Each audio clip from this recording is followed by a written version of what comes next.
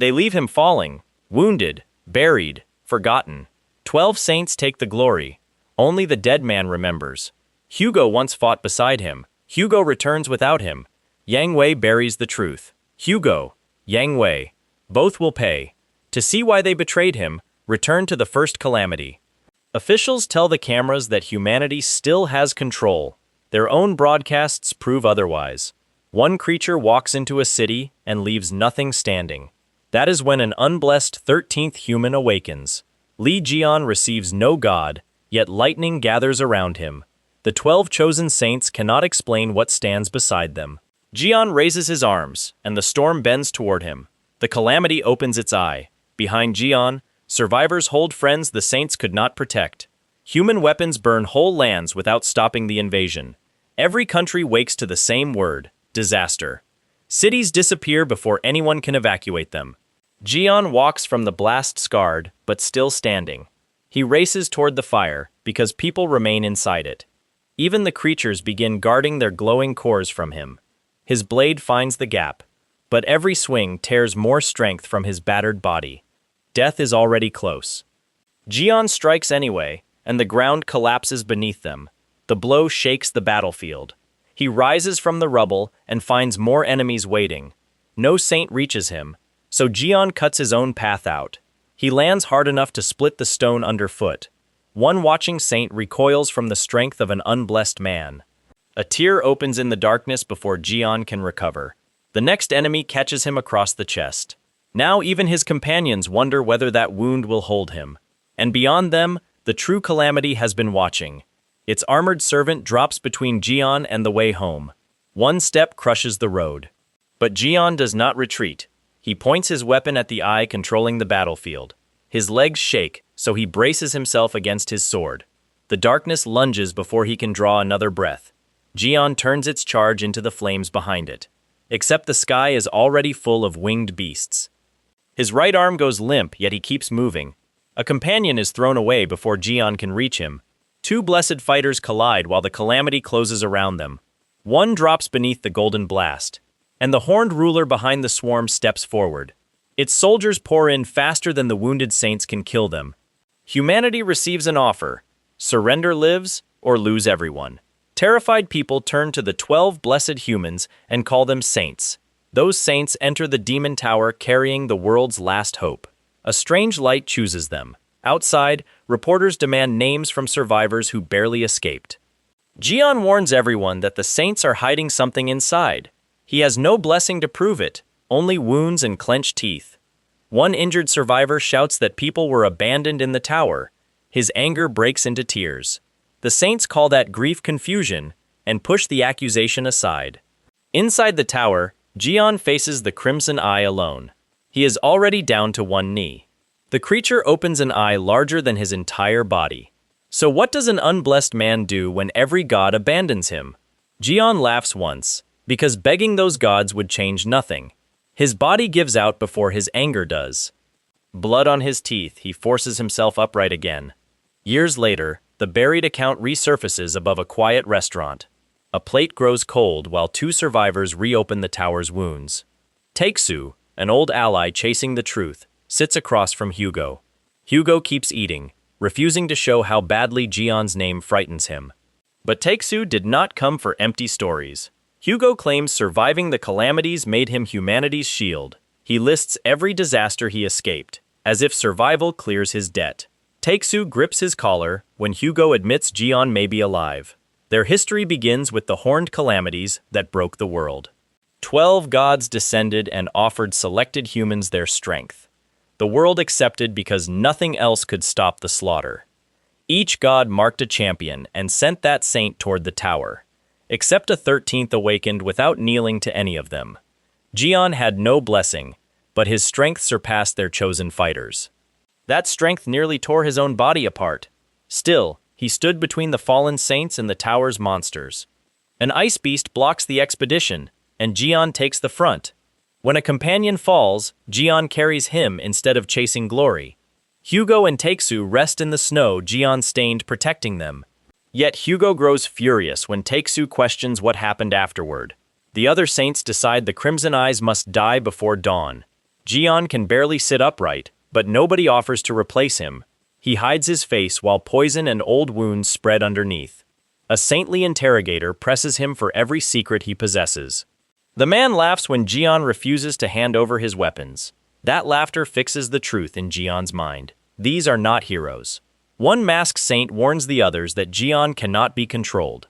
Their solution is simple. Use him until the final monster falls. Two conspirators enjoy the plan because Jian trusts the expedition. Only one saint turns away, unwilling to hear the rest. Before Jian can confront them, the tower's master approaches. He grips his great blade while the saints shelter behind him. The first charge throws all three fighters into the air. Below them, the tower's master covers the chamber in fire. This is the Crimson Eye. It watches Jian because the unblessed man is the only real threat. A horned beast rushes him before his feet touch the ground. A second monster drops from above and cuts off retreat. Jian braces inside the flames, protecting the fighters behind him. The next impact tears the floor open beneath his boots. Even the beast man shielding himself cannot endure the heat. The Crimson Eye fills the chamber with a winged storm of fire. Jian loses sight of the saints as the blast swallows everything. Far outside, the shockwave hurls civilians across ruined streets. A golden beam follows, burning a path down from the sky. One saint freezes when she sees how many people remain below. The tower erupts before she can reach them. Stone and molten fire seal every safe passage. Jian remains inside the smoke, searching for anyone still breathing. The horned ruler catches him there and pours fire into the chamber. A saint raises trembling fingers but cannot force herself closer. The blessed fighters run while the monster keeps its eyes on Jian. Jian orders them out, still believing they will return for him. He catches the ruler's wrist before its claws reach the survivors. Taking the flames on his back, Jian drives the creature downward. The chamber caves in around the defeated beast and its exhausted killer. But killing the ruler only wakes the tower's endless army. Jian cuts through them while his wounds refuse to close. More red eyes replace every beast he drops. Soon the darkness itself is packed with teeth. No saint returns, so Jian walks into the horde alone. How many monsters can one abandoned man kill before his body stops? A pale tail coils around his path and drives the beasts inward. With both hands occupied, Jian takes his sword between his teeth. The largest beast waits beyond the swarm. It crouches beside the only route leading out of the tower. Behind it, a blue passage turns inside the ruined wall. An armored guardian lowers itself between Jian and that escape. Jian asks whether anyone else made it outside. The guardian mocks him for still caring about those who fled. Its enormous hand closes over Jian before he can raise his sword. For the first time, the guardian panics. Jian breaks free and leaves the horned warrior standing over its master. The fallen giant can no longer lift its head. A fresh collapse tears Jian away before he can reach the passage. He claws upward while broken stone rains against his armor. The ceiling gives way under his last push. Jian is thrown toward the opening with the tower collapsing behind him. Daylight reaches him at last, but the city outside has already been torn apart. Survivors race across streets that split beneath their feet. Behind them, Jian buys the fleeing people a few more steps. The first wolf clears the ruins before the survivors can run. One scavenger still calls it an impossible payday. A claw crushes the road and cuts off their escape. The nearest man takes the blast and disappears into rubble. He does not rise. More wolves pour into the broken street. Two survivors crouch together, with nowhere left to turn. One grips his wounded leg and waits for the teeth, but the tower guardian raises its sword behind them. Jian braces as the red beam tears across the ruins. The whole street erupts. The survivors crawl out, certain Jian vanished with it. One man can barely look back. The tower is falling, and Jian is still beneath it. Except a man walks from the smoke, alone in the crater. Jian locks his hands before the guardian can attack again. Energy tears across his battered body, reopening every wound.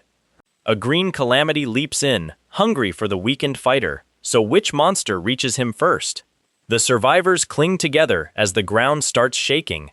A red-eyed beast fires straight into Jian's path. Its landing throws the hiding men from cover.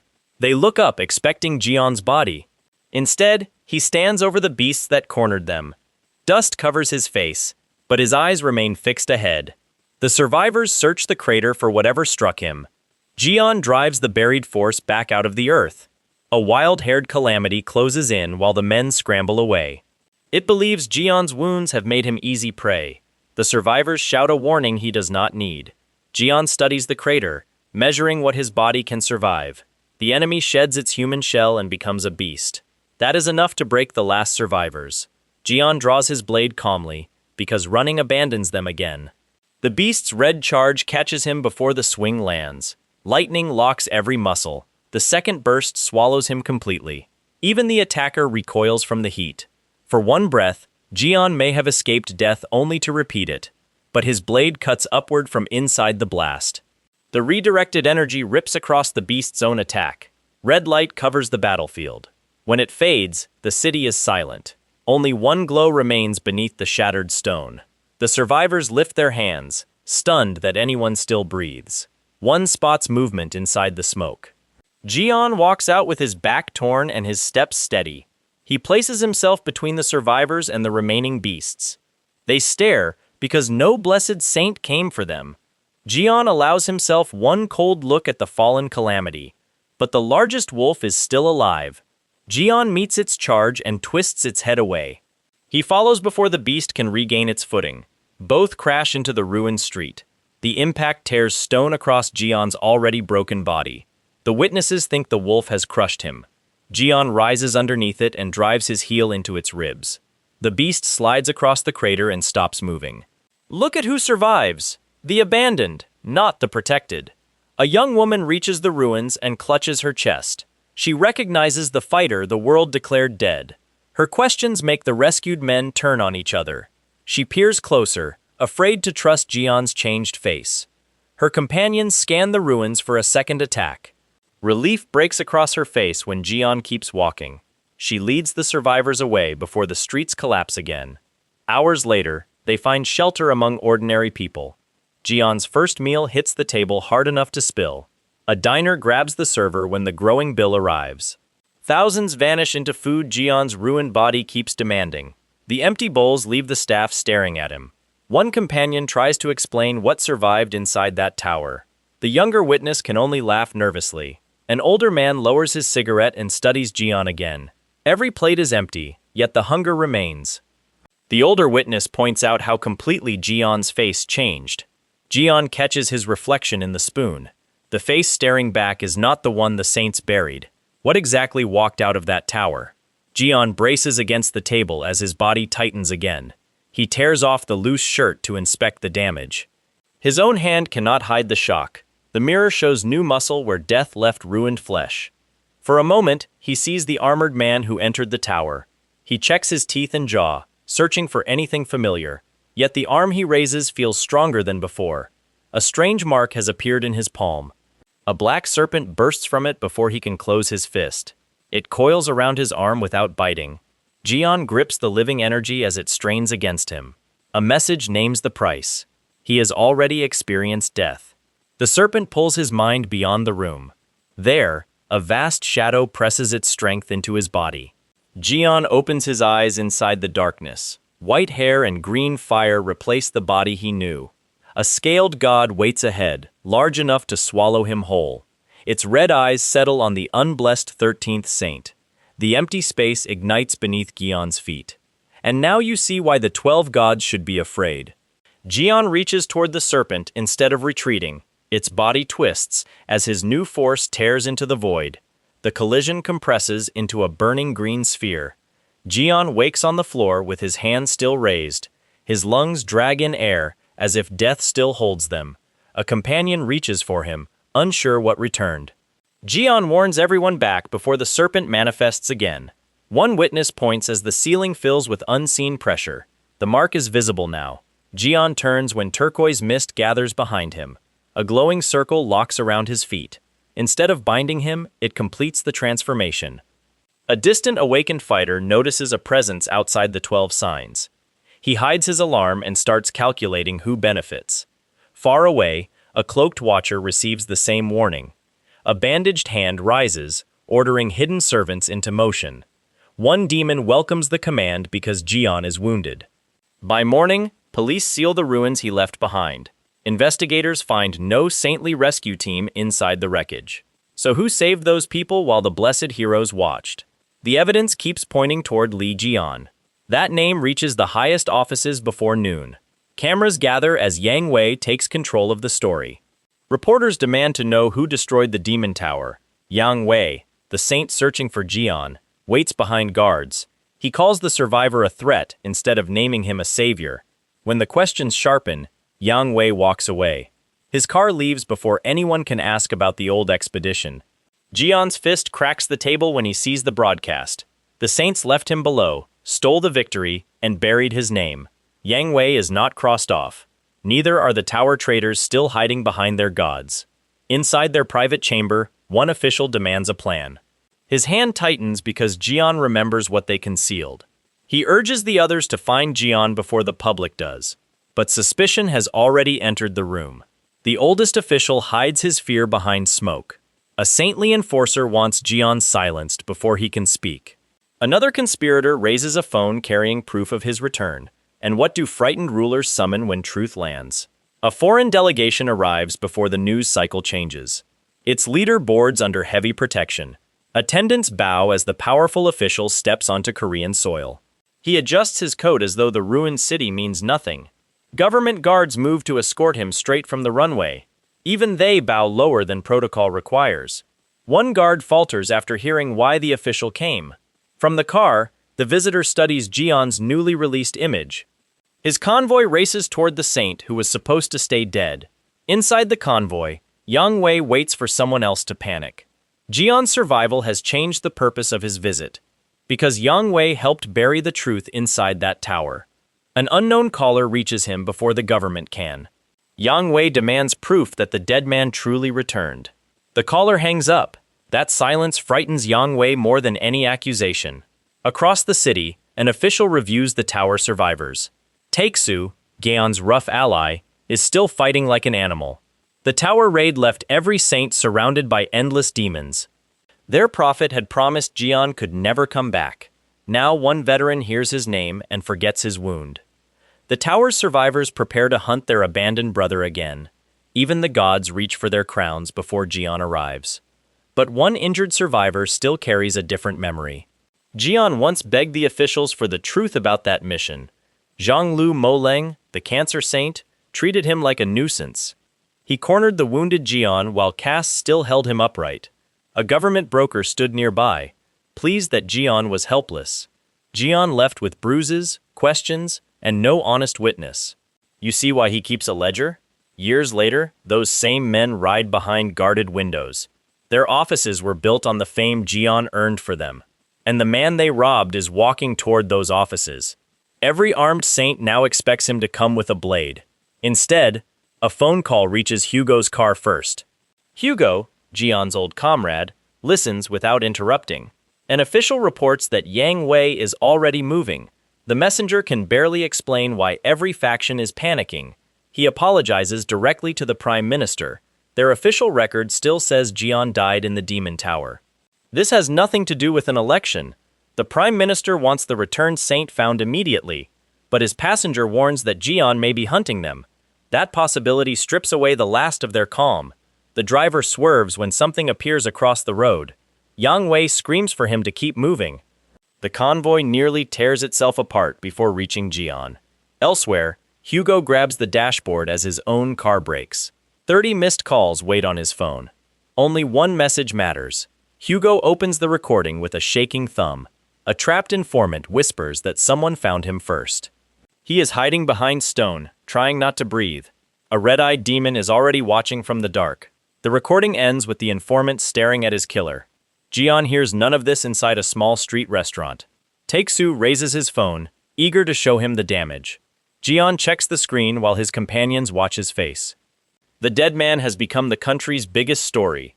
He scrolls past rumors planted by frightened saintly families. Until one headline makes him stop. The public now has a clear image of Lee Jian alive. Every news feed is repeating it. Taeksu expects celebration, but Jian keeps reading. Because the next article names what happened to his property. The saints divided it among themselves after declaring him dead. Jian searches the records for every stolen item. homes, weapons, keepsakes. His betrayers inherited all of it. Tae-soo slams the nearest thief before Jian can stop him. He keeps striking because that theft lasted 20 years. The terrified man crawls away beneath the old fighter's rage, but Jian sits back down and studies the list. Yang Wei hid the truth. Zhang Lu mocked his wounds. And the saints took everything after leaving him below. No name is crossed off. First, Jian needs the relics they used to replace him. He leaves the restaurant before anger ruins his plan. Behind him, Tae-soo rises to follow. Across town, a divine summon breaks loose between civilians. A fire beast coils over the street like a living furnace. Cheon Sungjae, a gifted young awakened fighter, refuses to run. He gathers cold light between his clasped hands. Even Tae-soo stops when the blast shakes nearby windows. Yet Gion keeps moving toward the stolen relic. He cannot afford to chase every disaster the saints created. Two saintly agents block the shopping street ahead. A golden medallion on one chest carries Gion's old mark. Tae-soo spots it and nearly gives away their purpose. The older agent orders Gion to step aside. Tae-soo warns him that this stranger is not harmless. Gion says nothing. The agent keeps smoking. Certain rank will protect him. Nearby children begin crying when his partner threatens them. The agent even reaches for Gion's tiny personal keepsake. Gion closes his fingers around the man's wrist. Purple smoke rises as the agent calls on his blessing. He demands that Gion kneel before saintly authority. His partner laughs while Tae-soo tries to hold Gion back. Gion walks past them instead. The civilians hurry away before the agents change their minds. But Gion looks upward when the stolen medallion starts burning. A local official approaches, pretending this can end peacefully. Tae-soo shouts when the official reaches for Gion's coat. The younger agent steps close enough to issue a final threat. Gion catches his sleeve before he can draw the relic. Two more enforcers close the street behind them. The agent promises Gion will disappear a second time. He does not finish. Gion redirects his charge and sends him down the corridor. The partner reaches for her head as the wall bursts behind her. Even the young witnesses cannot believe who struck first. She drives the medallion forward and releases its stored flame, but the relic also summons a clawed household beast. The creature drops toward the children instead of Gion. He turns the blast aside and knocks it from the air. The smoke burns his throat, but he stays between them. Gion checks that the children can still move. Only after they retreat does he face the agents again. Both students stare at the man their textbooks call dead. Gion gives the agents one chance to surrender his property. When they refuse, he kneels beside their fallen partner. The golden pendant comes free from her uniform. He lifts the relic from the broken pavement. It begins glowing the moment his skin touches it. That reaction proves the saints never owned it. Tae-soo asks why such a small pendant matters. Years ago, worshippers used its mark inside hidden rituals. They gathered beneath temples built for the 12 zodiac gods. Those gods armed their saints and called obedience salvation. Gion finds the same symbol carved across the stolen relics. He remembers breaking their creatures without any god's blessing. Tae-soo points as the pendant opens a path overhead. A worshipper appears before a towering beast of flame. More burning serpents coil above the trapped man. The surviving agent finally loses his nerve. A wounded elder beneath the vision bears the same royal mark. Two godly beasts circle each other beyond the human world. Gion clasps his hands before the pendant can bind him. He drives his foot down to anchor his wounded body. Both fists hit the street, forcing his energy into the relic. Turquoise light tears apart the ritual's burning circle. Tae-soo shields the students from the returning wave. Red smoke spreads above the city anyway. The surviving agent covers his face and begs for protection. His god gives him fire instead. The ritual leader appears between the buildings and mocks Gion. Tae-soo sees the smoke forming a giant face overhead. Gion studies the branded clothes beneath the leader's coat. The man boasts that Ares itself stands behind him.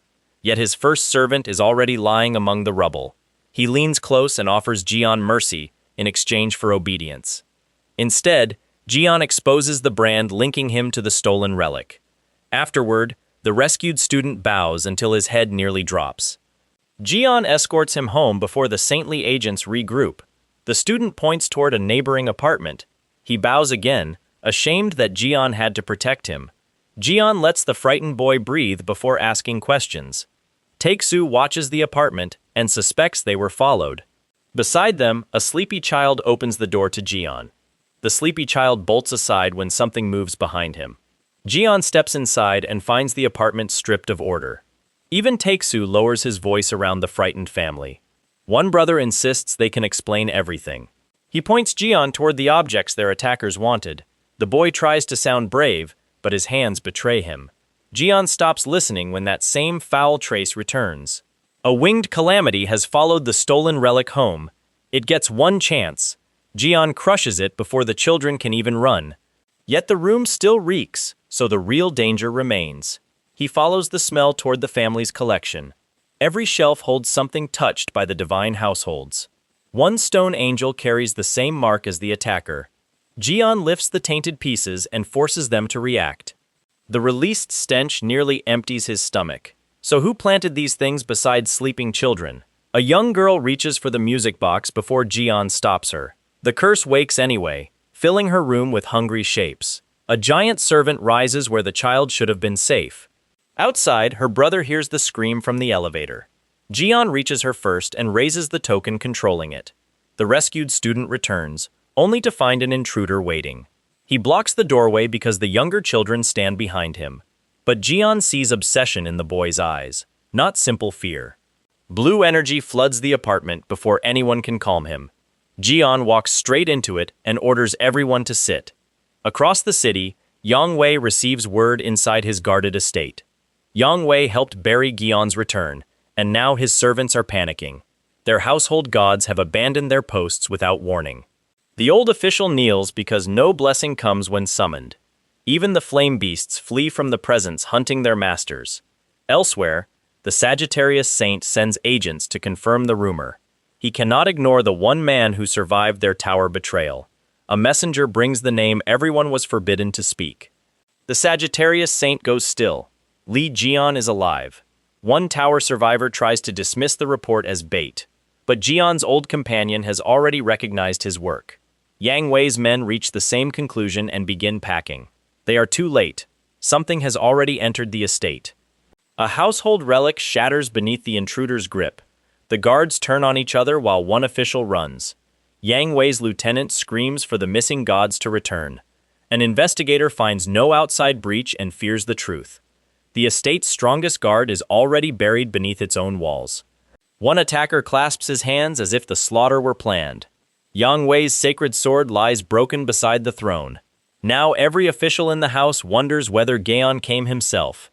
Instead, a horned servant steps from their own summoned darkness.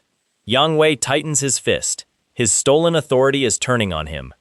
He orders a private jet before the creature reaches his floor. But the household elder refuses to abandon the estate. His first bodyguard is kicked across the hall. The elder loses his threats when fingers close around his throat. The wounded are rushed to a Gemini hospital before dawn. One young heir arrives alive, but barely. Machines breathe for him while his divine blessing stays silent. His grandfather cannot strike Jiyeon, so he turns on the doctors. He points at the broken boy and demands an instant cure. No one dares tell him that the household gods have fled. The Gemini doctor refuses to promise what their blessing cannot heal. Back at the apartment, a red-haired stranger claims he is Lee Gion.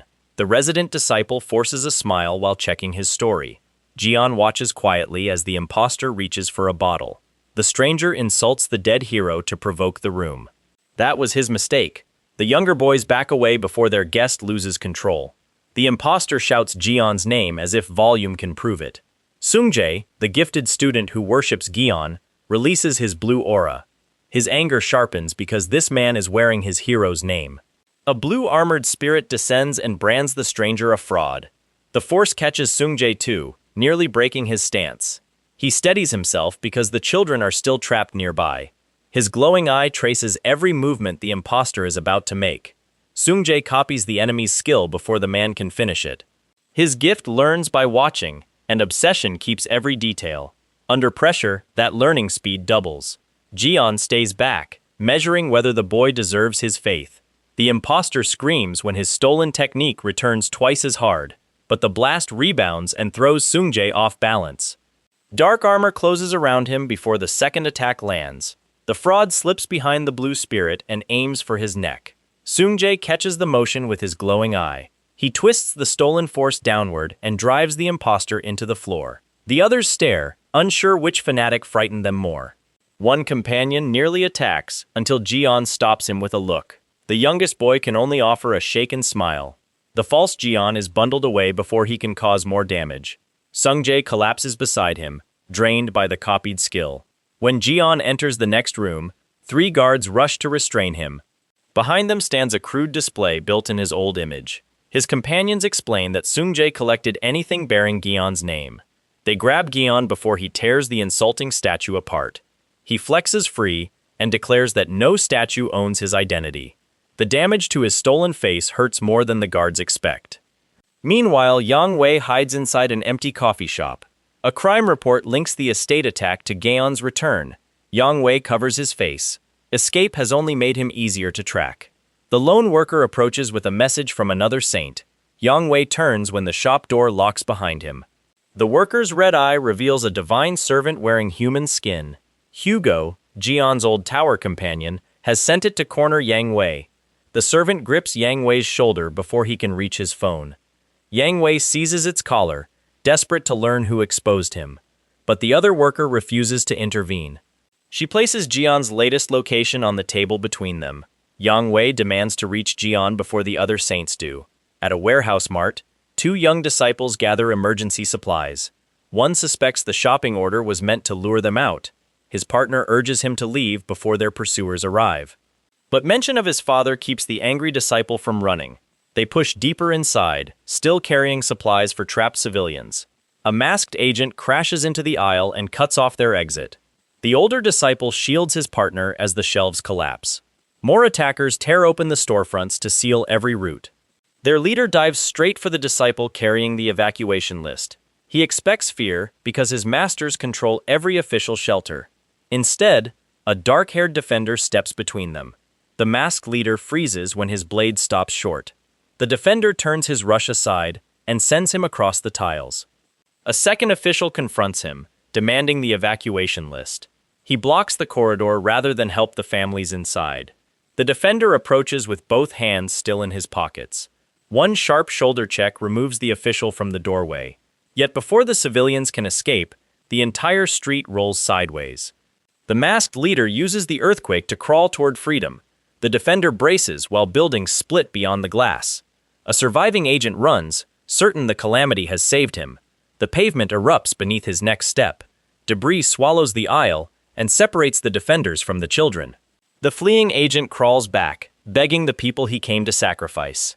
Heavy steps cross the cracked floor behind him. A giant claw strikes the masked fighter before he can turn.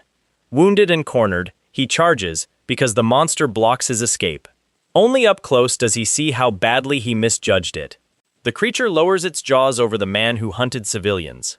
His blade cuts once, but the wound barely slows it. Outside, a horned dragon descends over the fleeing crowd. It collides with the first monster and crushes the nearest exits. The trapped disciples look up as the ceiling disappears.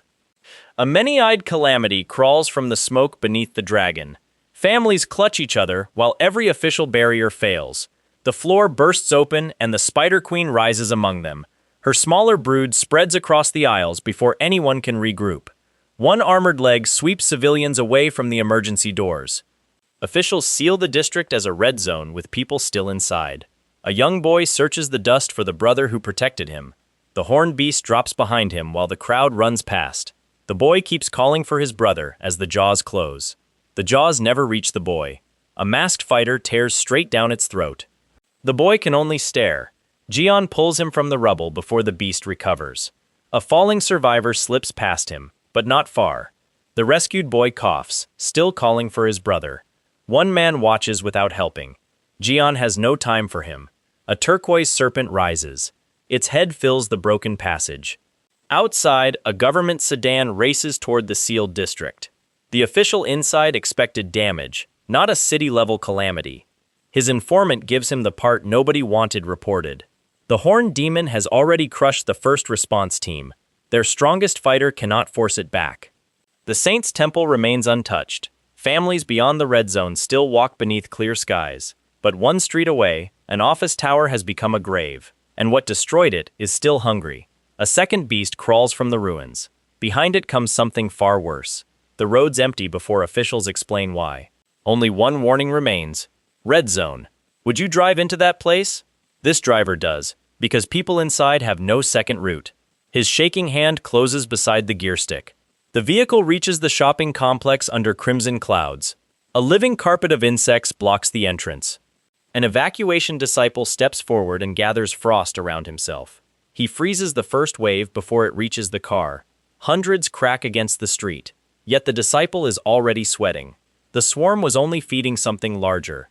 An ice beast bursts free and shatters his spell. His next command dies in his throat. Jian walks out of the rubble before the beast can feed. The disciple looks back and finds the dead 13th saint. Jian still carries what he gathered inside. The beast catches him across the guard and drives him back. His heel strikes a store shelf, but he refuses to fall. He changes direction and cuts across the insects instead. Their own packed bodies become the trap. A hidden blade nearly takes his side. Jian follows its trail toward the attacker controlling the swarm. The creature drops from above before he reaches its master. Both attacks meet over his head. Jian comes out holding a stained blade and a new clue. Sungjae, the young fighter trapped inside, sees who saved them. A glowing notice confirms Gion has ended this calamity. More messages follow, granting skills the 12 gods never offered. He produces a tiny flame-shaped servant in his palm. Small now, useful later. The evacuation disciple asks what Jian has become. Sungjae's group cannot agree whether their rescuer is human. One artifact hunter reaches for his dagger instead of thanking him. The disciple feels the floor crack beneath Gion's presence. The hunter stops smiling when everyone turns against him. Old grudges erupt while civilians remain trapped nearby. Even the quietest fighter carries two spirits behind his eyes. The first accusation earns a fist across the mouth. No speech follows. The fallen disciple learns rank means nothing inside this ruin, but a pale hand reaches from the broken floor. A dead witch hangs above one gold coin. Jian takes it before the spirit can choose someone weaker. The coin burns against his fingers. An older survivor screams for him to throw it away. Too late. The witch's mark has already reached Gion's chest. The mark calls a many-eyed monster from below. Jian looks up as its weight breaks the ceiling. Sungjae points toward the falling concrete and orders everyone aside. The monster lands where the wounded were gathered, and the Spider Queen follows it down. The evacuation disciple warns Gion that the street is surrounded. Gion runs toward the queen anyway. His first burst tears a clear path between her legs, but the witch's mark tightens around his heart. He dives before the pain can lock his body. The queen twists and brings an armored limb across him. Gion takes the cut to reach the softer joint beneath it. His enlarged blade drops into that opening. The queen reels, but she does not die. A nearby fighter raises her weapon to protect the fallen. Sungjae drags his companion back from the queen's reach. The evacuation disciple watches the smoke for Gion's return. Green light moves first. An official voice enters every disciple's earpiece. Sungjae hears it without the device. With his mind has awakened. Choi Sung-yuk, the captain managing this disaster, orders a full evacuation. Crimson light erupts above the complex before anyone can obey. The commander outside receives a colder order: maintain the seal. His agents strengthen it while survivors pound on the doors. Min Sung-hoon, the evacuation disciple, must retrieve Sungjae and abandon everyone else. Sung-hoon's eye tightens at the order. Inside, one student carries an injured stranger towards safety. Gion has cleared the serpents from that corridor. Now he drives the largest one away from the fleeing crowd. Sung-hoon sees the bodies Gion protected while officials sealed them in. The voice in his earpiece repeats the command. Sung-hoon refuses. He leaves the safe route and enters the damaged corridor. Sungjae shouts when he sees Sung-hoon returning alone. Sung-hoon keeps walking, because the teleport device has limited space. Only now does he hesitate. Sungjae sees the choice written across his face. He demands to know who the officials plan to leave behind. Sung-hoon raises the device. It can carry only 3 people. Sungjae reaches for his companion instead of the offered escape. Sung-hoon warns that staying may kill them all. Sungjae drives jagged ice between the civilians and the beasts. Sung-hoon joins him, spending the strength reserved for teleporting. A trapped fighter opens one glowing eye beneath the rubble. That borrowed sight shows Sungjae where the next attack will land. He turns the warning against two creatures closing from both sides. A bearded commander tries to seize control of Sungjae's ice. The spell folds back and locks around its owner. But the street caves in beneath them. A heavy foot pins the broken ground before it collapses farther. Jian steps from the dust, carrying the witch's mark alone. Sungjae calls out before Jian enters the next crater. Sung-hoon activates the device beside the worst wounded. A winged demon rises before the teleport can take them. Its armored master charges behind it. The injured student keeps moving, while civilians support his weight. Outside, two agents reinforce the barrier instead of opening it. Inside, the survivors have nowhere left to retreat. An ice fighter is hurled back into their path. One disciple blocks Jian, demanding control of the evacuation. Sung-hoon's superior berates him through a dark tablet. The witch's mark twists again inside Jian's chest. A red monster strikes before he can tear it free. For one breath, Jian's knees weaken. He forces the curse outward, and the trapped energy bursts loose. Sung-hoon's teleport phone tumbles beyond everyone's reach. Jian fixes his eyes on the monster guarding it. Sungjae and his companions see what is lodged inside the beast. The device has sunk between its armored plates. Jian advances because every survivor's escape now hangs inside it. The curse coils around him, but his awakened sight finds a path. Outside, the trapped energy blasts against the shopping complex roof. The commander orders his agents to keep every entrance sealed. One agent redirects the barrier toward Jian's position. Both men strain as the red seal begins to buckle. Jian's turquoise pillars punch out from inside the prison. The agents who sealed civilians in are swept from the doors. A pale serpent follows Jian's energy into the courtyard. It tears the official blockade open from end to end.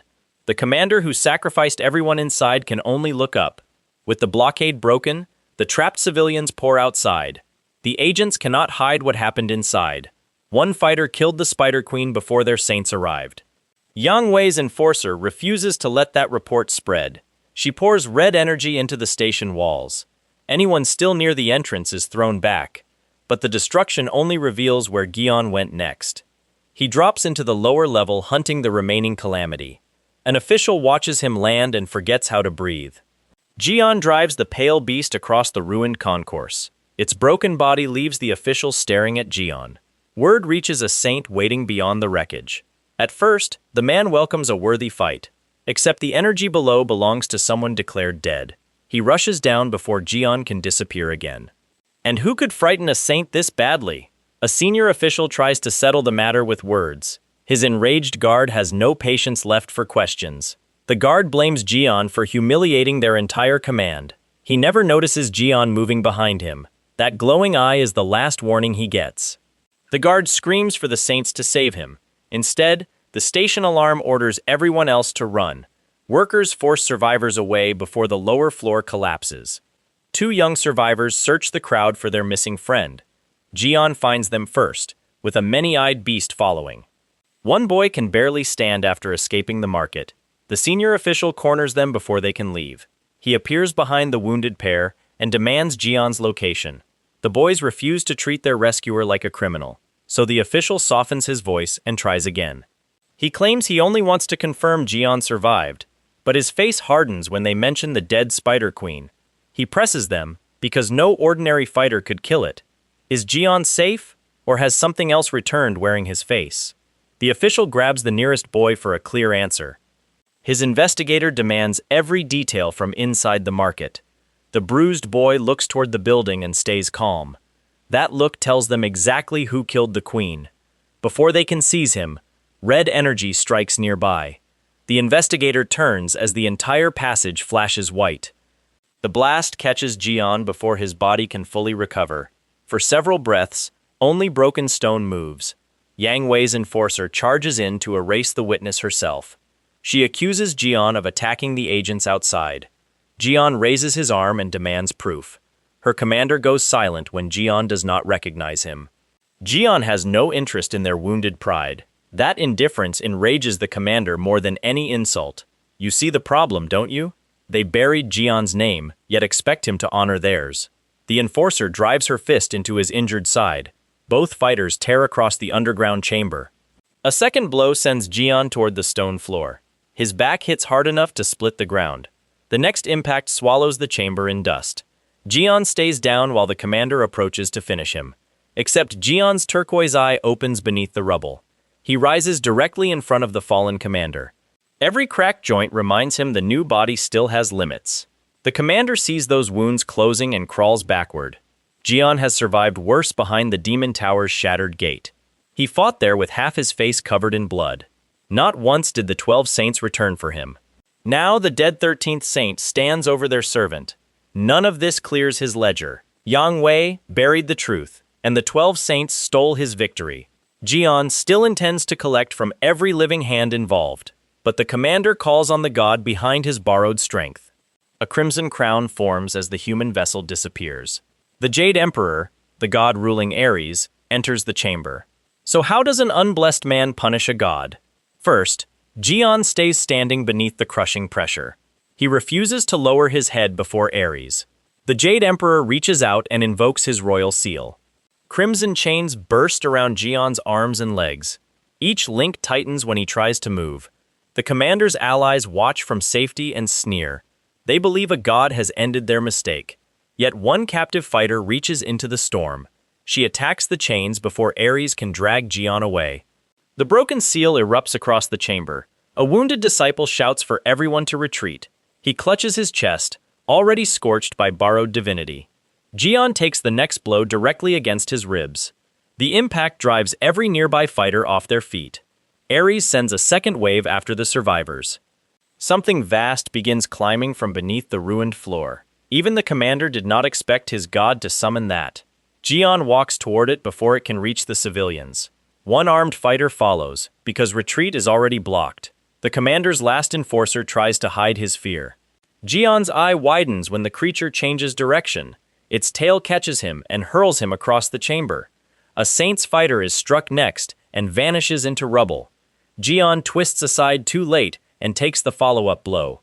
The commander watches his strongest men fall around him. But Jian rises inside a new green aura. He turns the creature's charge into the commander's last guard. The rubble splits, and Jian climbs back into view. His eyes water from pain, but he is still standing. The commander finally recognizes the man he helped erase. Jian gives him the name the saints tried to bury. Turquoise energy gathers above Jian's raised arm. The commander's mouth fills with blood as he begs for distance. Jian's wounds unlock an ability his old body never had. His awakened eye traces every sword buried nearby. The blades lift and turn toward Ares, but the Jade Emperor crushes Jian beneath his manifested body. For one breath, even the god expects him to stay down. Instead, the old curse tears itself from Jian's flesh. He screams as 20 years of poison leave at once.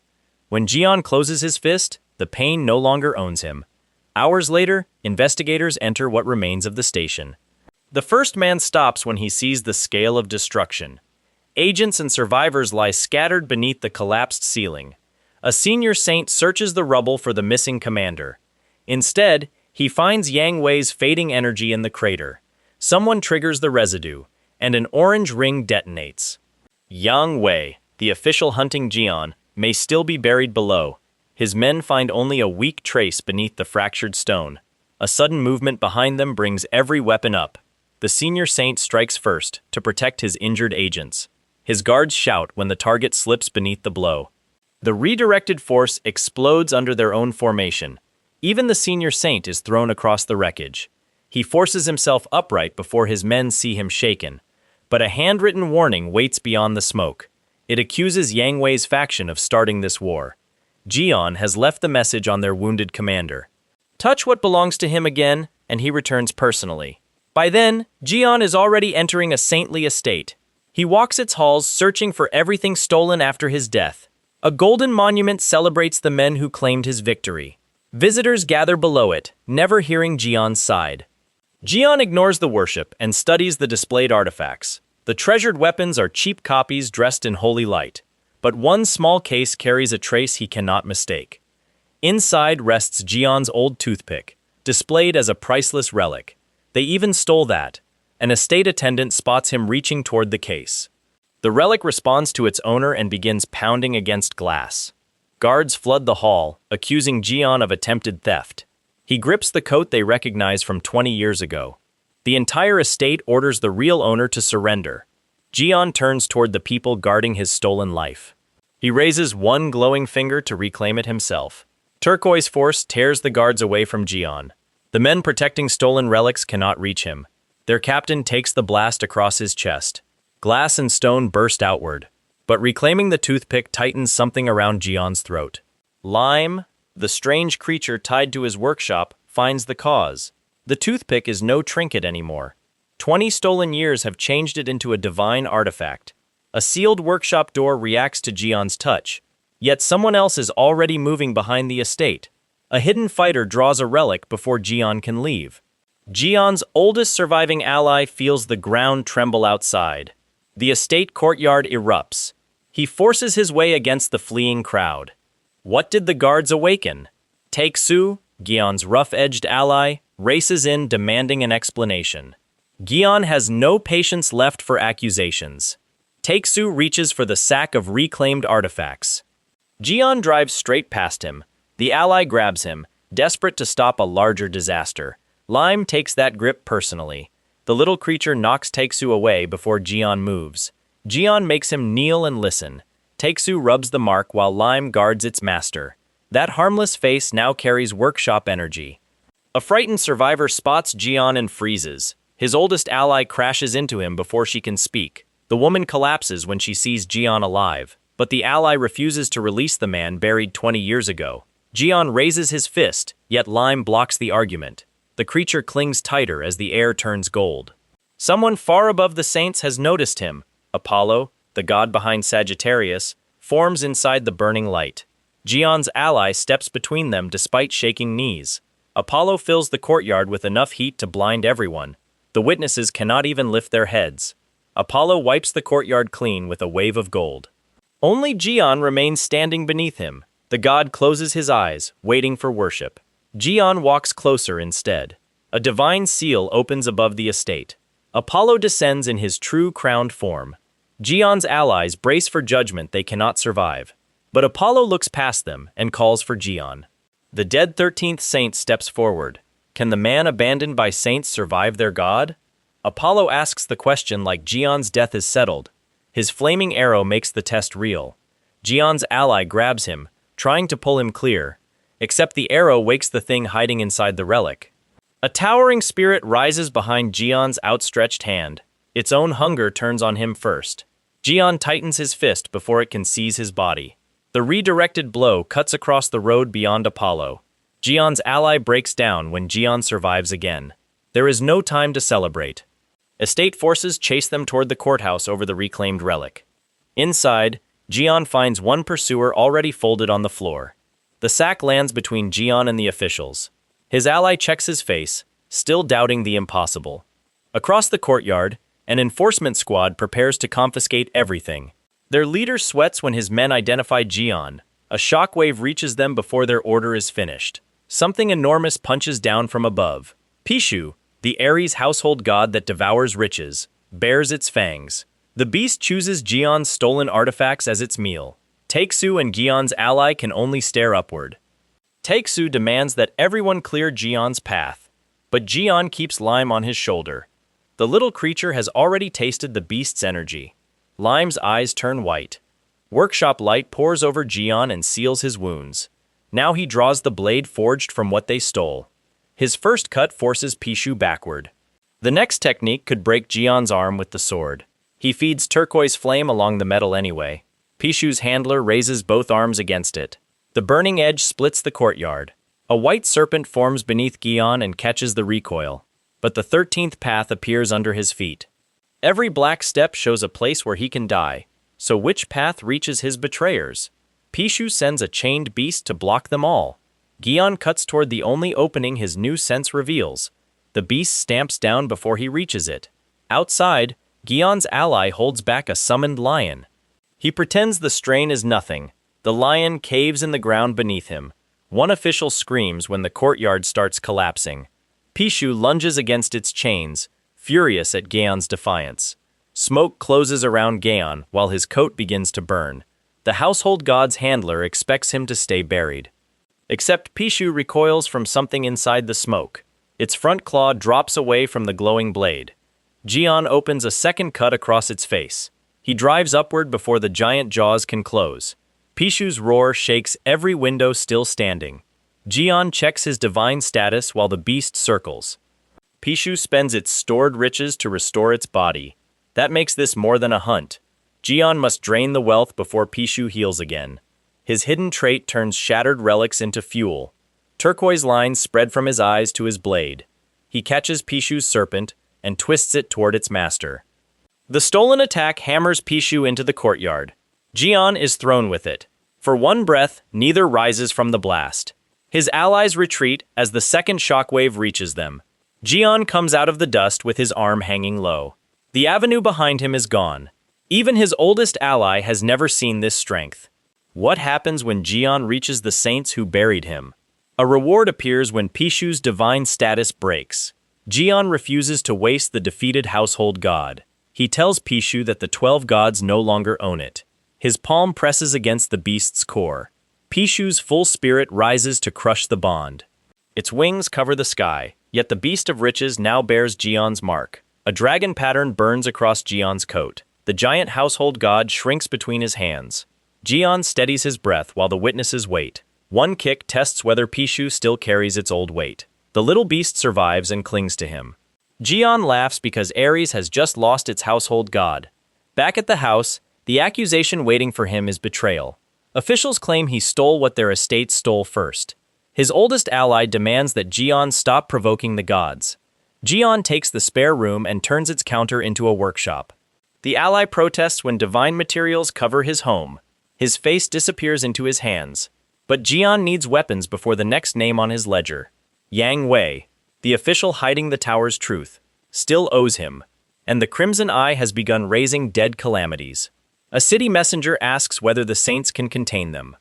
The answer burns inside a distant tower. One resurrected monster is already bound beneath the city. Jian remembers the cavern where that breed nearly ended him. This time, its corrupted essence coils around his hand. He closes his fist despite the poison entering his veins. His allies want revenge on whoever opened the tower. Jian wants something more useful first. He pulls metal, essence, and broken relics into orbit. The corruption tries to eat the artifact's core. Jian traps it inside a glowing shell. A horse takes shape between his hands. Its birth sends a pillar above the house. The imitation relic opens its eyes. Jian carries the living weapon to his waiting researcher.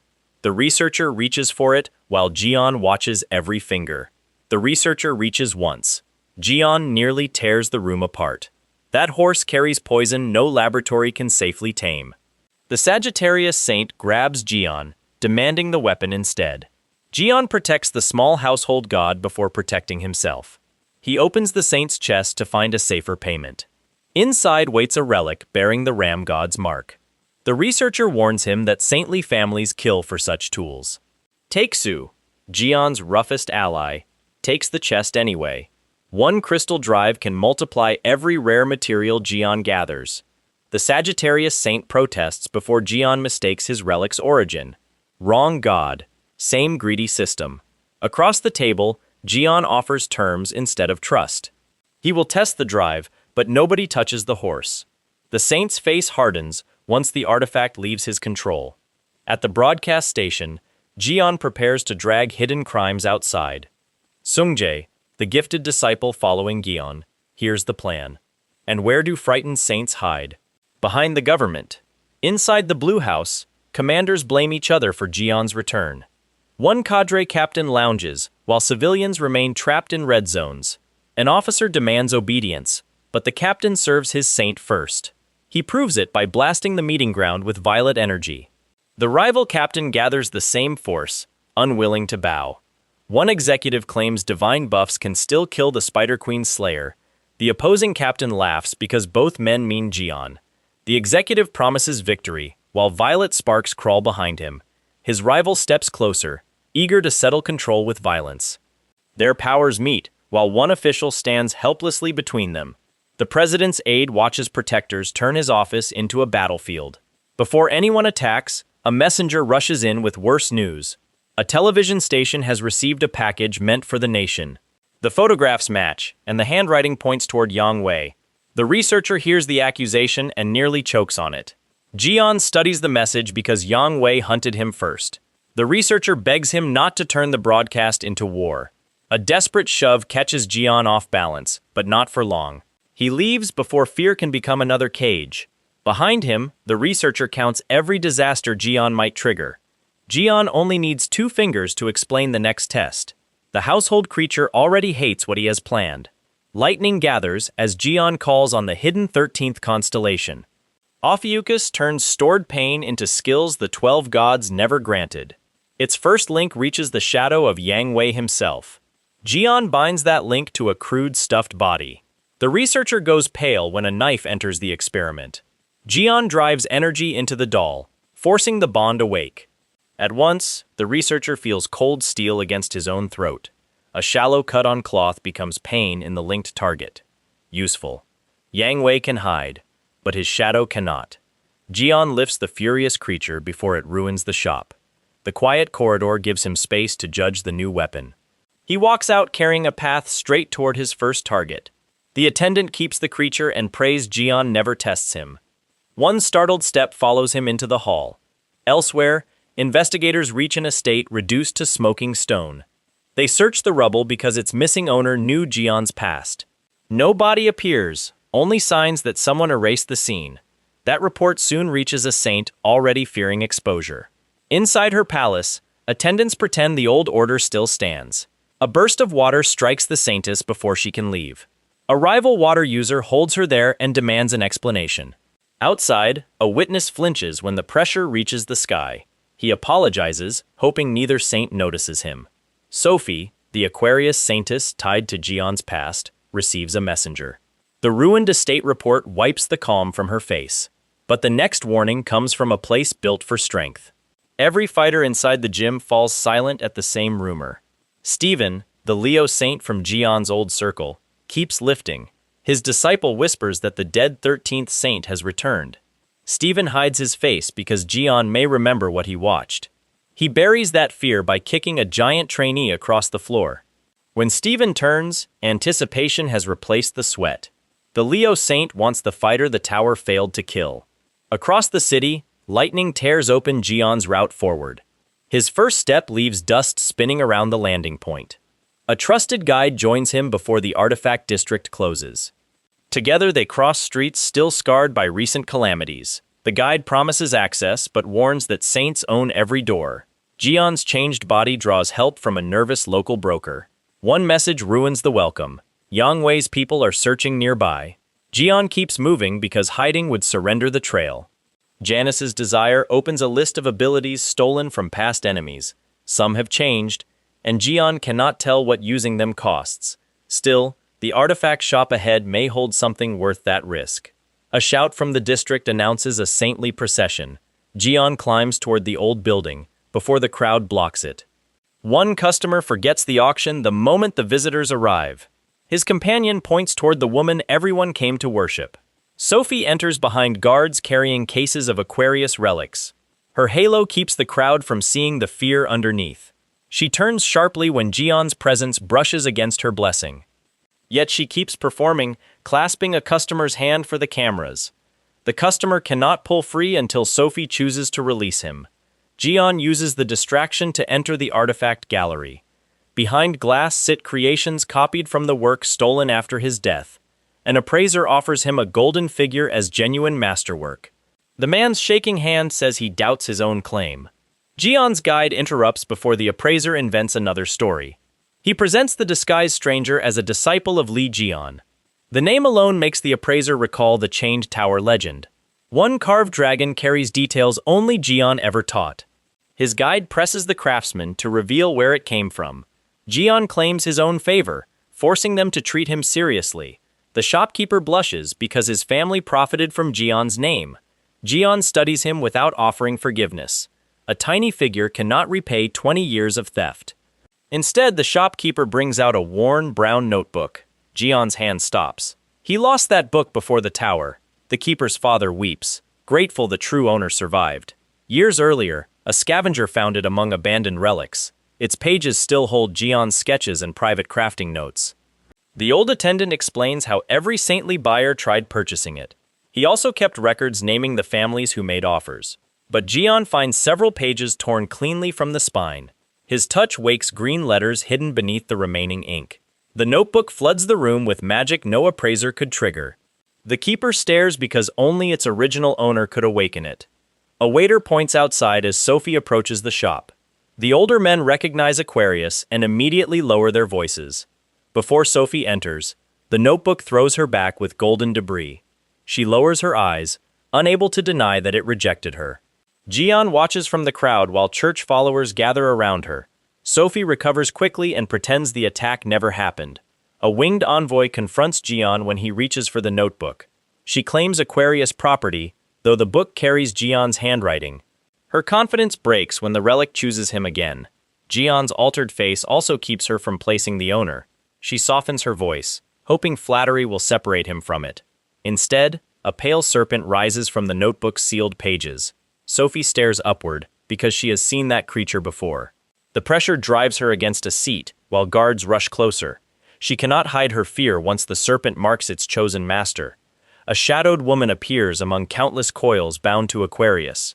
A second saintess crashes inside before the manifestation can spread. Jion corners the butler and demands the truth behind Sophie. Turquoise light gathers as the notebook unlocks a forbidden ability. That skill can tear divine energy from a saint's blessing. Jion points at Sophie, forcing the butler to confirm her identity. Aquarius now wears the face Jion failed to recognize. He laughs once, bitterly, at how completely the gods remade her.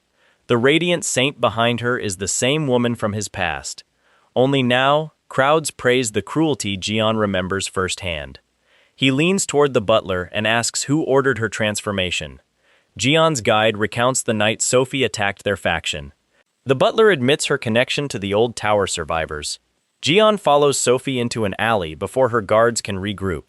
She crouches beside an injured man, protecting him from something above. A huge eye opens in the darkness beyond her shoulder. The winged envoy drops her gentle mask and moves to kill Sophie. A glowing blade cuts between them, scattering ice across the alley. The envoy walks past Jion's guide, while Jion keeps pace behind her. The envoy's official corners Sophie's companion, hoping fear will loosen his tongue. But the man refuses to sell Sophie out. Jion's warning has already changed his choice. Behind him, Sophie wipes her tears and prepares a dangerous offer. She can sell artifacts later. First, she needs loyal hands. So Sophie offers a share of Aquarius's blessing. The pendant opens, and the room floods with cold blue light. Even the official forgets his questions. His knees hit the floor before Sophie commands it. The mark in his hands proves this is no trick. Aquarius steps out from the light wearing Sophie's stolen face. Wings fill the chamber, leaving no space for doubt. Outside, Jion braces as frost tears open the ground. The shock reaches an artifact shop hard enough to split its ceiling. Across the city, thousands gather inside the stadium, unaware of the hunt. The streets remain packed when the first warning fails. One young disciple keeps drinking, trusting the saints to protect him. A second face appears in the puddle beneath his feet. It is not his reflection. Water rises around him and takes the shape of a beast. The first guard reaches the wall before he can draw breath.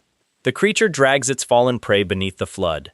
The disciple tightens his tie, still hoping this can be contained. A scream behind him kills that hope. Copies begin appearing inside the fleeing crowd. Above them, the water gathers into something large enough to crush the plaza. A mage feeds the copies from the same endless tide. Sophie admits what the officials hid. These disciples were never human. She walks straight toward the copies while a guard calls for help. The guard begs her to stop before the whole district is drowned. But Sophie carries an order stamped by heaven itself. And heaven has decided the people below are expendable. One defender gathers every spark she has left into a desperate shot. The young disciple throws himself between that blast and the crowd. Above them, the stadium weapon fires into the storm. The beam only gives the water serpent a larger body. Whole streets vanish beneath the wave. Even the mage who summoned it is pulled into the current. The official responsible turns away and announces his retreat. The water catches him before the exit does. Meanwhile, the disciple wakes inside a sealed sphere. Every breath he wastes brings the water closer to his lungs. Cheon Sungjae, Gaeon's gifted young rival, opens his awakened eye. Ice spreads from that eye, giving him one narrow path out. Back at the shop, Gaeon looks up as pale spirits cross the ceiling. The flood was not random. Someone is searching the artifact network. Jeon turns toward the counter, and the old attendant reaches for cover. Across town, Sungjae drives the water down with a freezing blow. Jin Myung, the summoner following Geon's artifacts, hears the same disturbance. A shop enforcer places a blade against Jin's back. Jin keeps walking, forcing the steel tight against his neck. The enforcer enjoys the threat because she expects him to kneel. Instead, Jin demands the artifacts hidden behind the counter. A burst of enchanted water strikes his face before he finishes. The attendant flinches when Jin remains standing. He grabs Jin's shoulder, hoping restraint will succeed where water failed. Jin points behind the counter, exposing the spirit feeding their weapons. The old shopkeeper watches his secret crawl into the open. From the shadows, its true master marks Jin for death. The stolen water twists into a vortex between them. Inside it, the shopkeeper's reflection begs Jin to back away. Jin punches into the ring because those weapons lead back to Jeon. Nearby, Sungjae traps the fleeing official inside Blue Flame. The official clutches his chest when his borrowed blessing starts to fail. Sungjae blocks the door while the attendant searches for another escape. Cornered, the official drives a glowing seal towards Sungjae's heart. The seal bursts, freezing the floor beneath both men. Except its hidden caster steps unharmed from the exploding ice. Jin sees the opening and claims every weapon within reach. The shopkeeper stares as years of stolen relics leave his counter. Jin keeps the blades because Jeon will need them against the saints. A shockwave cracks the floor before the old man can object, but the relic vault protects itself with a pack of spectral beasts. Jin tests the first knife on the beast leading them. Its edge cuts cleanly, proving the shop sold genuine divine steel. He crosses the remaining blades before the pack can surround him. The vault shakes as Jin forces every relic awake at once. Their stored energy burns into his arms, but he refuses to release them. Each defeated beast gives him a new trait and more zodiac experience. In the elevator above, Sophie grips her pendant as the readings climb. Sungjae's eye flares again when the vault's last seal opens. He tears the stolen blessing free before it can consume him. That theft draws a higher servant of heaven into the building. The official runs, knowing his master will erase every witness. One shop heir laughs because he still thinks rank will save him. The old attendant does not laugh with him. A surviving disciple warns that the servant is striking everyone inside. Jin calls his ice beasts between the civilians and the next blast. His largest wolf holds the corridor, though frost splits its body. Jin leaves it behind because the stolen relics matter more than pride. His companion demands to know why Jeon deserves this risk. The shopkeeper recalls the last man who made those artifacts respond. Only one name fits, and it was buried 20 years ago. Jeon raises a finger before the old man can expose him. The warning is quiet. Speak now, and the saints will come. The shopkeeper sees Lee Jeon behind the changed face. Jeon seals the hall with the same blue current they tried to steal. Outside, the escaping servant turns the entire street upside down. Jeon walks from the wreckage, carrying the vault's largest relic. A young companion asks if that broken weapon is worth the trouble. Jeon says its owner will recognize it soon enough. Hugo took his name, and the other saints divided his belongings. The trail leads Jeon to Cafe Eden beneath the auction dome. He orders half the counter while waiting for the relic brokers. For a few quiet seconds, Jeon tastes what 20 stolen years denied him. He empties one cup and reaches for the next. His companion watches the doors instead, expecting the saints to arrive. They come quietly, chasing a golden token across the floor. Jeon covers the mark on his shoulder before anyone connects it. The token opens into an insignia accepted by every auction house. His companion checks the invitation and finds no spending limit. Jeon keeps eating while the others count what this access could buy. A broker approaches their table with the careful smile of a scavenger. Jeon's companion stiffens, but Jeon never puts down his spoon.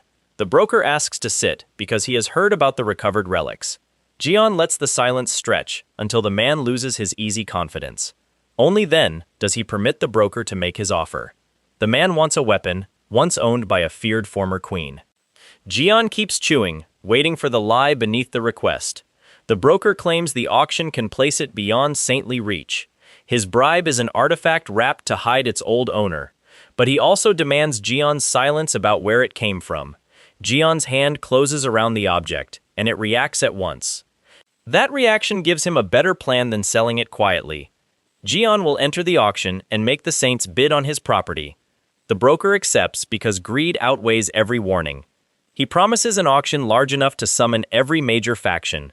Drachma waits above the clouds, built to keep ordinary people outside. Fortress walls guard the wealth taken from dead awakened fighters. At its center, the auction tower glows like a second moon. Jian enters by the front courtyard, carrying proof they cannot dismiss. Inside, Sophie grips her pendant and waits for Aquarius to respond. No message comes, leaving her alone among the factions hunting Jian. She rises when one saint starts drinking as if nothing is wrong. The bearded man laughs at her warning and drains his glass. Sophie calls him a fool for underestimating the unblessed 13th. Across the room, Jian measures how many exits the saints have guarded. The loud saint passes Sophie and dismisses her fear. His laughter turns into a violent cough before he reaches the door. Sophie sits again, hiding how closely she is watching Jian. A pale mark spreads along her arm beneath the borrowed body. She looks up sharply when the Sagittarius escort arrives. Hugo, Jian's old tower companion, pauses behind the glass doors. Sophie signals that she has a private offer for him. Hugo follows, still searching the corridor for Jian. A hooded Sophie falls into step behind him.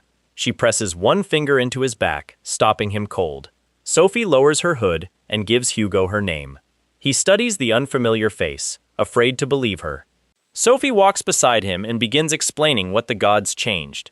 Sophie speaks gently because Hugo still fears the truth. He refuses to hear it. So she warns him plainly.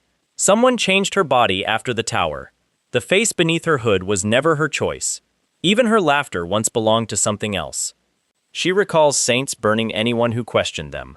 Whole rooms vanished beneath their flames. The loudest saint called every victim a necessary loss. Sophie hid her face and obeyed. Disobedience meant becoming their next test.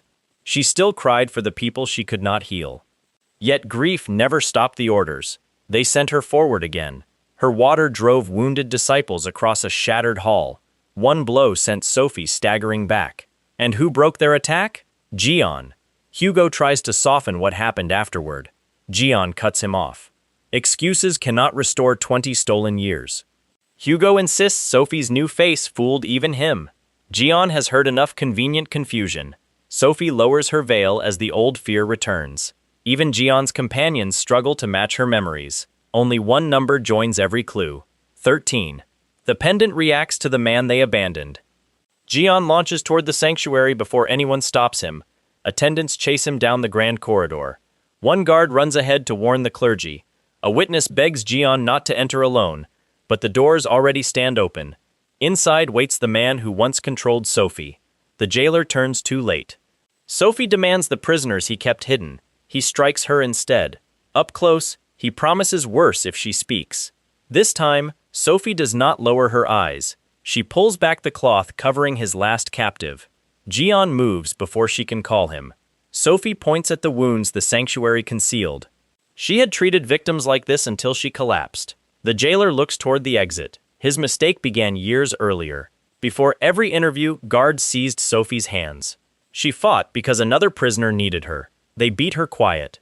Afterward, the sanctuary displayed her as a willing saint. Between ceremonies, they dragged her from bed to bed. They even taught her to blame Li Gian. Meanwhile, Jian was barely standing himself. Sophie wakes bound again. Jian keeps one guard nearby and questions her captors. The first accusation tears a scream from her. Outside, the sanctuary still shines like holy ground. Inside, Sophie demands 20 years of names. The guards claim she has always been unstable, except her scars match the story. Jian leaves the ropes in place for one test. Sophie's blessing floods the room but cannot touch him. He grips her head before the surge reaches anyone else. A guard calls him a monster. Jian offers the man his own hand. Acid magic burns across his glove.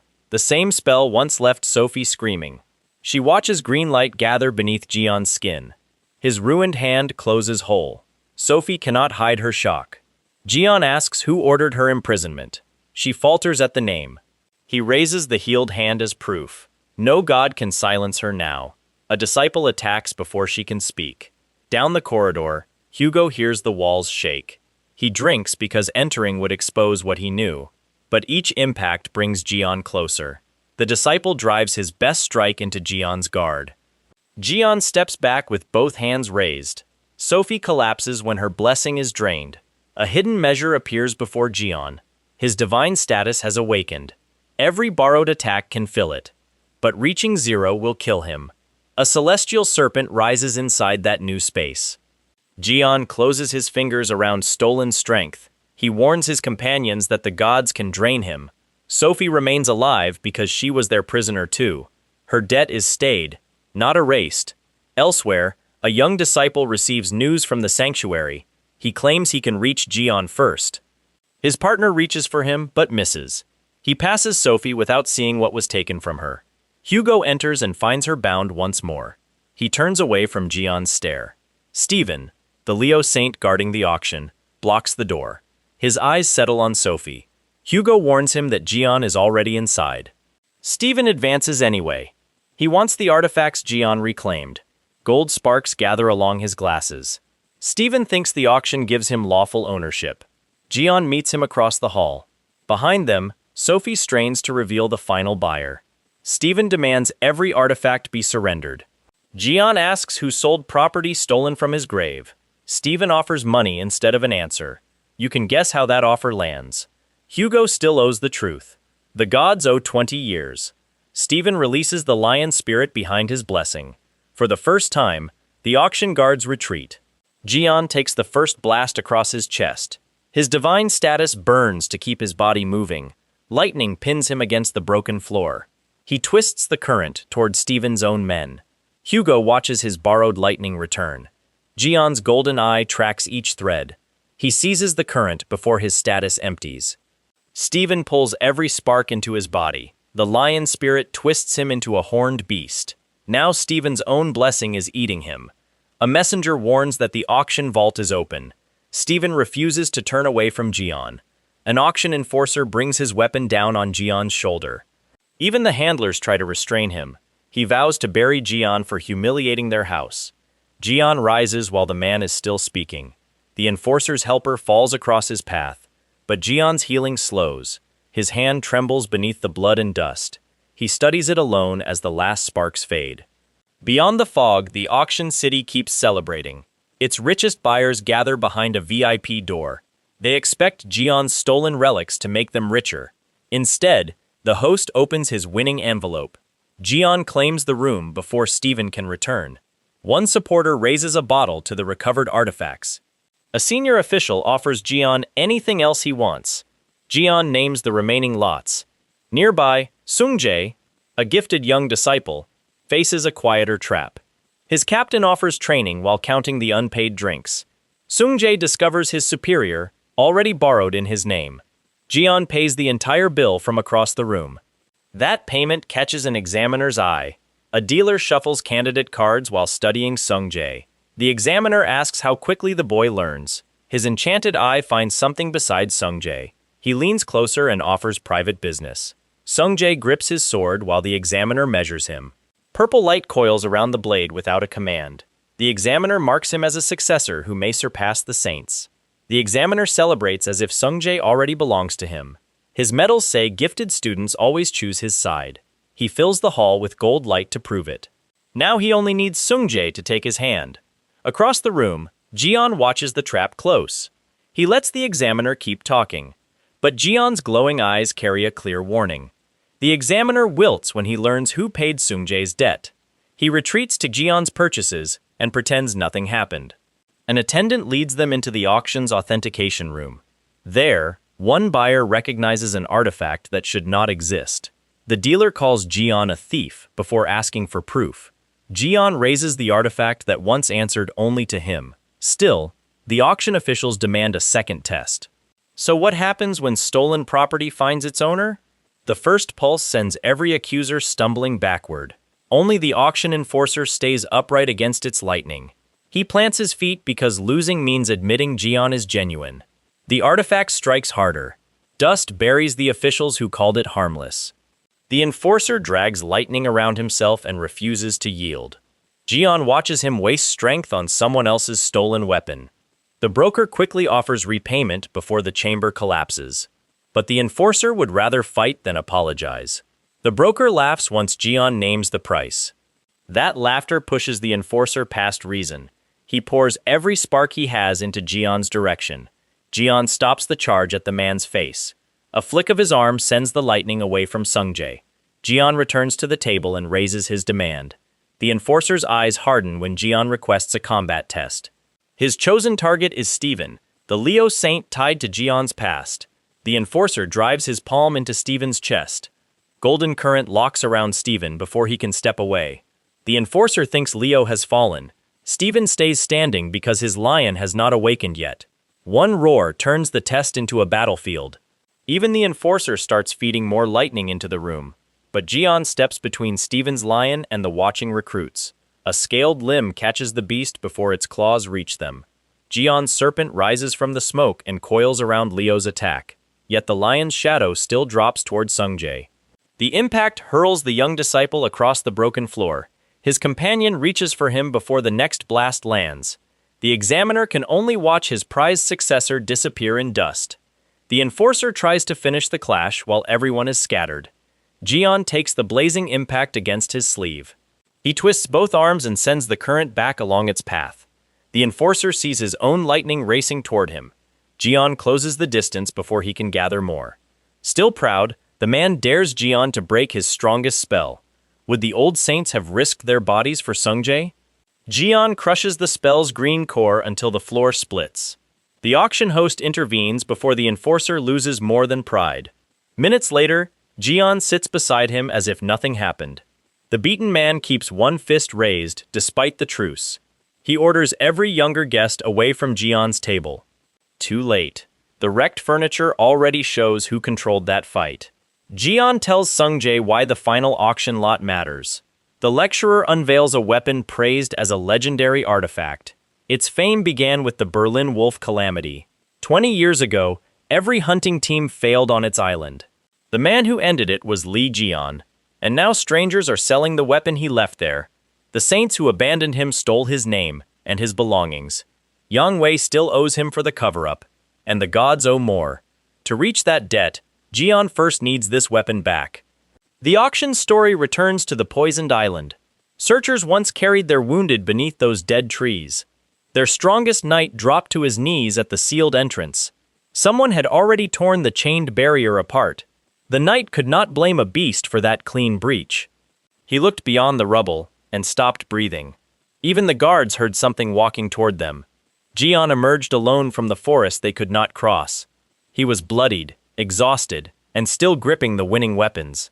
Instead of helping him, the knight treated him like a threat. He ordered the entire team to withdraw.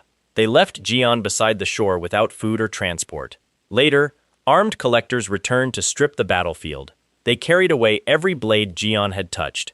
One collector could barely hide his excitement, because buried among the wreckage was something impossible. Jian's own artifact was still alive. Back at the auction, that truth sends the younger guests reeling. Jian studies the lot while the hall waits for his bid. An old survivor recognizes the same hunger from the island. The weapon now sits inside a chamber built to imprison it. Its owners moved it beneath a guarded cathedral. But something winged has followed Jian's presence to the vault. Dark clouds close around the fortress holding his stolen artifact.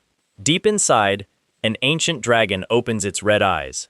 Before Jian can reclaim his weapon, the dragon coils around the vault.